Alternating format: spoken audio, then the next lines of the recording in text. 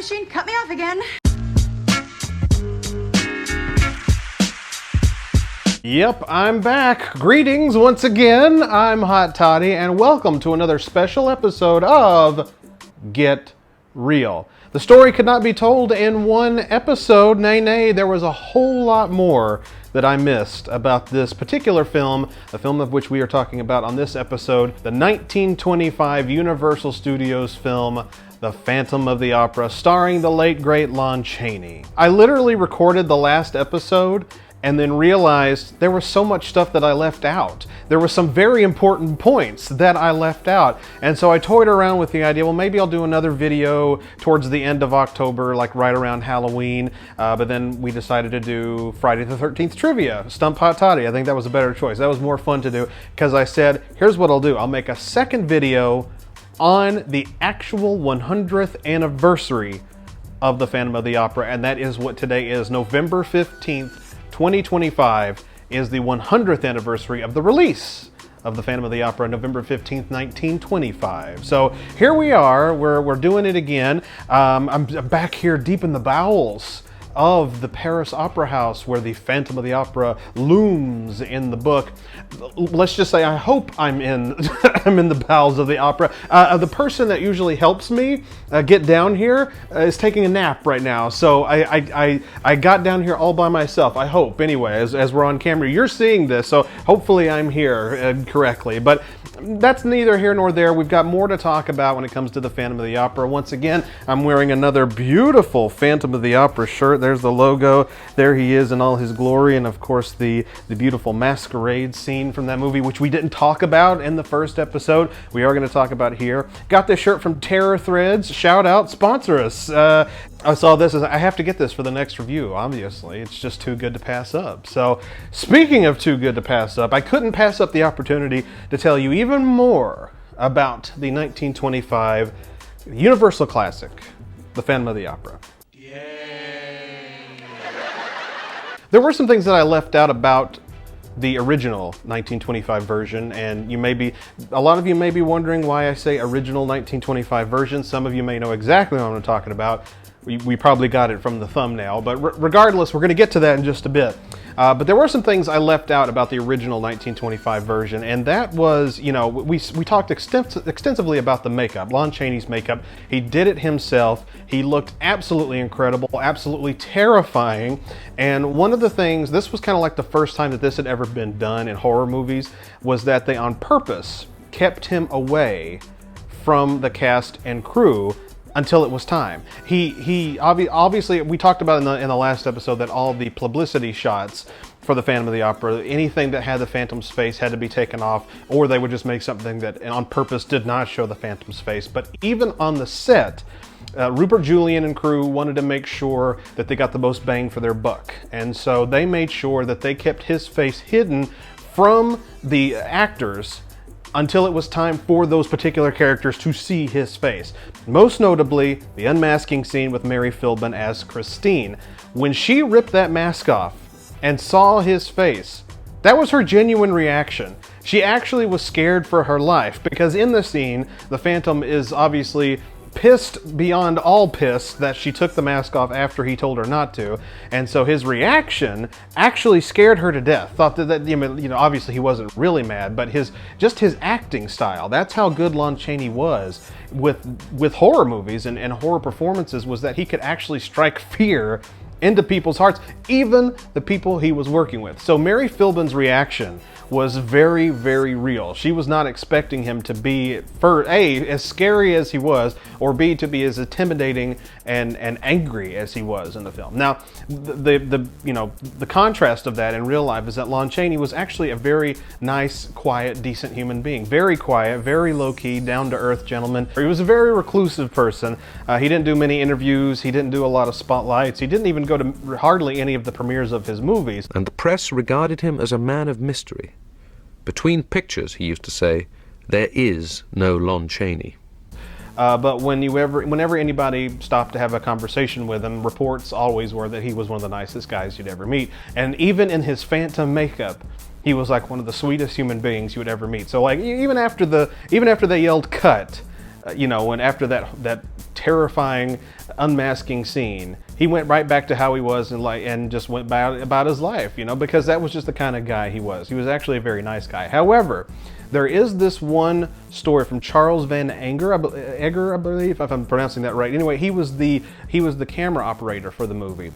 And he told Michael F. Blake, who was a fellow makeup artist, in an interview once that he saw Lon Chaney actually angry. Because we spoke in the last episode that nobody liked the director. Rupert Julian was not very popular on the set of the Phantom of the Opera, most notoriously with Lon Chaney himself. And so there was a point where Charles Van Egger, the camera operator, was delivering a message from Rupert Julian over to Lon Chaney in his full Phantom attire. And Lon Chaney getting insanely upset about not at the camera operator, not at Charles, but at Rupert Julian. He was so pissed off once he gave him the letter or the note or whatever that Rupert Julian was giving him. He looked Charles Van Egger straight in the face and at the top of his lungs said, "Tell Rupert to go to hell." And Charles Van Egger said, "Can you imagine? No one can understand just how terrifying it was to actually see Lon Chaney genuinely angry in that makeup, in that full garb." He said it was one of the most terrifying things he'd ever seen, and rightfully so. Again, so, you know, could you imagine that face legitimately mad at you? It's already scary in the movie, but legitimately mad? That's a horrifying thing to think about. Wow. I hate it. The main reason for this particular second episode in talking about the Phantom of the Opera is the fact that there were actually two versions of the Phantom made. The original version was the 1925 silent version. However, most of that, it's not lost, but it is very hard to find. And the quality of that original 1925 film is not the best. What a lot of people see, what everybody sees nowadays, if they see the Phantom of the Opera from 1925, is they actually see the re-released version from 1929.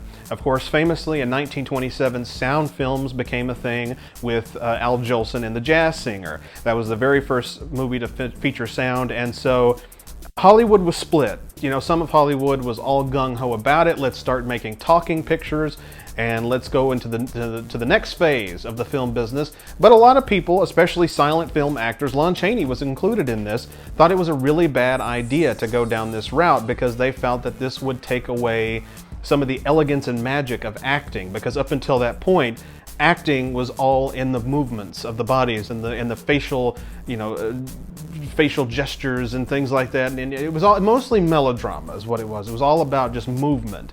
And whereas a lot of actors in Hollywood at that time were great at performing like that, them actually speaking, talking, acting, and trying to do all of this, it was almost too difficult, and that ended a lot of careers in the silent movie business because of it. Of course, you know, it became the norm, and we have talking pictures now. But like I said, a lot of people were against it. Lon Chaney was one of those people. But Universal got the bug. In 1929, they said, why don't we do something a little crazy here? A lot of studios started re-releasing movies with sound, whether they were just re-releasing them with a soundtrack or they were remaking them with the same actors or as close to the same actors as they could get doing their lines in the film. Lon Chaney actually did that for the MGM film, The Unholy Three. He did that with Todd Browning in 1925 as a silent film and came back and did it again in 1930 as a sound film. Ironically enough, it was his final performance. I think I played a clip from The Unholy Three, 1930, in the last episode, but sadly that was Lon Chaney's final role. So he did do a film with sound, reluctantly, but it was not the Phantom of the Opera. And Universal desperately wanted to re-release Phantom of the Opera with sound. So they, you know, called up Lon Chaney, who at that point was not under contract with Universal. He was exclusively under contract with MGM, and said, would you come back and do the makeup again, and this time make the Phantom speak? He said, hell no! Bitch, are you for real? Because part of the elegance and part of the mystery of that character is you never actually hear him speak. You see him, but you don't hear him. And he said, I don't want to muddy that up. That would just be destroying that character for a lot of people. It's held up so well up to that point, you know, for the last few years, 4 years or whatever, that why would you want to muddy that by changing it completely? So Universal understood, but they still went ahead and did a re-release of The Phantom by shooting some new scenes and mixing them with some of the old scenes from the 1925 version. They even had some unused footage from the original film that they put into the 1929 film, which I actually really like. I'm glad that they did that, because that footage would be lost if they hadn't kept it and put it in this version. So we did get some updated things, both from new things being filmed and as well as some old stuff that didn't make it into the original cut. Some of the major differences in the film, the woman that played Carlotta in the original 25 version is now Carlotta's mother. It's the same shots from the movie. Most of her stuff has been taken out. But there's a scene like in the opera, in the main office with the owners of the opera house, and she's speaking with them. That in 1925 was Carlotta speaking to the owners. In this version, it's Carlotta's mother speaking on her behalf. And they hired a new actress to play Carlotta to do her scenes on stage. So like that was some of the differences right there. And then they added some new things and took out some old things. They did manage to get Norman Carey and Mary Philbin back in, who played Raoul and Christine in the original film. And like I said, the talking picture ended a lot of careers, and sadly it kind of ended their careers. But when the mask was removed, oh! Christine, I must take you away from all this terror. And the entire film wasn't talking. There were some. I've seen like just because there's actually, I say there's two versions. There's actually all around three versions. There's the original 1925 version, then the 1929 talking version, and then the mishmash version of all the other versions put together to recreate a new silent version. And that's kind of what we have today in the public domain, that's the version that we see. We'll get to that in a bit. But I've seen the 1929 talking version, and it's not great. You go in thinking, oh wow, this is going to be a talking version, so everybody's going to talk. No, some people talk, and then even those people don't talk through the whole movie. You do hear some crowd gasps. You hear singing, you hear crash sound effects, kind of just like thrown in there, just willy-nilly, you know, here and there. It's kind of chaotic. And then the thing that hurts the most is the fact, of course, that the Phantom does not speak. And to add insult to injury, they still give the Phantom a voice. I'm air quoting here, a voice, but it's not his. All of his dialogue is spoken through some sort of assistant character. Soon his spirit will take form and command your love. Come through the mirror. Have no fear. This is the guy that will tell her to come to the mirror, listen, you know, you're this angel of music, blah, blah, blah. It's spoken through this assistant character, and then when the Phantom is ready to take her, it goes back to the original footage from 25, and it's just silent again. It's back to the silent. So the Phantom doesn't even speak. It's some assistant character. It's so lame. I hate it so much. That's kind of lame. I really do. I don't like the talking version, and it was just a cash grab anyway for them to do it.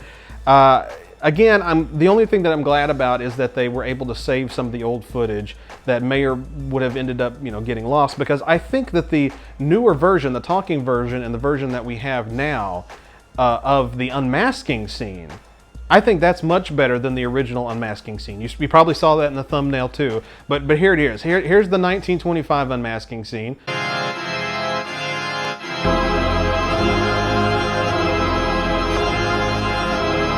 Which is pretty terrifying, but then here's the 1929 version.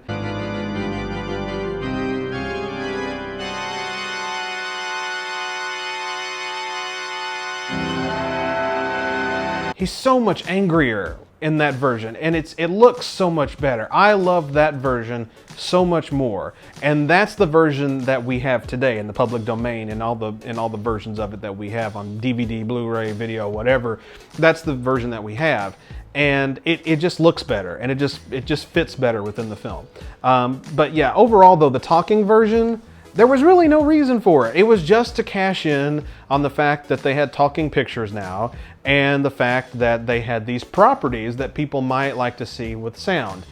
But why destroy a good thing? You know, if you're gonna do that, then why don't you just remake the Phantom of the Opera, which is of course what they did in the 1940s, 42 or 43 with Claude Rains. They redid it, and that was great. But don't touch this one. This was like one of the first major no-nos that you do when rebooting a series or doing a sequel or something like that. That's a no-no. Don't do something like that, because that was just a bad way to handle that particular film. But it's there, and you can check it out. I think it's on Blu-ray. I know it's definitely on DVD. It probably is even on YouTube. I hope so, because I'm gonna have to get some clips out of it. But yeah, I mean, you know, it's there. But it's just both the 25 and 29 version have its goods and have its bads. And what they did after the 25 version, when they, you know, many years later when they started making home video, is they took the best of both of them and created what really is the cinematic, the best cinematic 1925 Phantom of the Opera that you could own. So be glad that you have the version that we have, because it really is the best of the best. It's really the best of the original two. One of the coolest things, and forgive me, this is a piece of the history that I don't fully comprehend. Maybe I don't fully remember, or maybe I'm getting it wrong. But the masquerade scene, which is a beautiful scene. They much like every other version of the Phantom that did the masquerade scene, they get a ton of extras, and it just looks great. It's so great on its own. And I think it was just for the 29 talking version, and of course they held it over to the home video version. I don't think it was done in the 25 version. Could be wrong, but I don't think it was done in the original 1925 version. They Technicolored it, and it looks, and then that just adds to the quality, because the Phantom and everybody and the opera itself is in color. And it looks beautiful. And then the next scene where Raoul and Christine escape to the roof to talk about what their next plan of action is to get away from the Phantom, that goes back to black and white, but the Phantom himself is still in color, and he has his mask off at this point, and it looks great. That's one of the highest praises I can give of the talking version, and then most notably the version that we have now on home video and everything, is they kept that. And that's just such a cool thing that they do. I mean, you know, Technicolor obviously was not super common at that point. It started to be in certain films in the 30s, Wizard of Oz most notably, and then again in the 40s, Gone with the Wind most notably. And then by the 50s it started becoming common, and after that, of course, then once we got in the 60s and 70s, all movies were in color. But like, that was a huge marvel for them to do that. And like I said, it looked beautiful. It blows you away because you have, you know, 45 minutes solid, if not even the first full hour of the film in black and white. Then you have this beautiful color that comes out of nowhere and kind of, it's like a sight for sore eyes. And it looks so great. So high praise for that. If anything else, that's one of the best things about the entire film itself. I've said it 100 million times already, of course, from these two films, the 25 original silent film and the 1929 remake or re-release, I guess, with the talking, I'm air quoting so hard I'm hurting my fingers. They took the best elements from those films and created the silent feature that would end up on home video, DVD, and everything like that. So the Phantom of the Opera that you see today is a mishmash of both of the original 1925 and the 1929 versions. Like I said, both versions are, you know, they're fine. The 25 obviously is the standard, but then the 29 version does give us some scenes that we didn't see from the 1925 version, both from the fact that they filmed new ones and then they took some old footage that was not used in the original and put in the film. And it looks great. It's done so well when they put that together. So, you know, my recommendation would be, you know, you should check out all three versions, because I've seen all three versions, and my favorite is the one that was pretty much like Frankenstein together. No monster pun intended. Frankenstein together to make it look like a film by itself. The 25 original is fine. There are some things, you know, in it that I loved seeing because, like, I didn't know, I hadn't seen it before when I saw it for the first time. Because I saw the Phantom of the Opera originally when I was a kid, and I didn't see the 1925 version until I was in college. And it looked really cool. But like I said, it's super low, super low grade. It's not the best quality, and in my opinion, it makes the story drag just a little bit. With this new version the version that we have on home video, they cut out all the fat and just put the stuff that you want to see in there. And I think that's what makes that particular version better. Don't get me wrong, there are things that I still wish they kept, like the original ending. I would have loved, at the very least, as like a bonus feature, obviously it's lost now, but as a bonus feature, I would love to see the original ending of the Phantom dying of heartbreak instead of, you know, Texas-style justice at the end. Like, I would love to just know what that looked like on camera. But alas, that's just something we'll never see. But the talking version's fine. You know, again, don't expect a lot from that version. You're going to see basically the silent film version of the Phantom of the Opera with some talking moments, and the Phantom doesn't even talk. So if you're interested just for that alone, you're not going to get it, so don't do it. So my recommendation is that both versions are great. The movie itself, obviously, high praise to the Phantom of the Opera. Both versions are great. I would watch the one that was put together for home video because it's the best version. It really is. But if you're feeling nostalgic, go back and watch the original 1925 release of it with Lon Chaney. Everybody starring in their roles at the time. And of course, the movie that came out on November 15th, 1925. So, highly recommend go seeing that. And once again, there you have it, The Phantom of the Opera, one of the greatest horror movies of all time. Lon Chaney, one of the most iconic horror icons of all time, for lack of a better word. I mean, it's an incredible film. So, happy 100th birthday to The Phantom of the Opera. That's enough.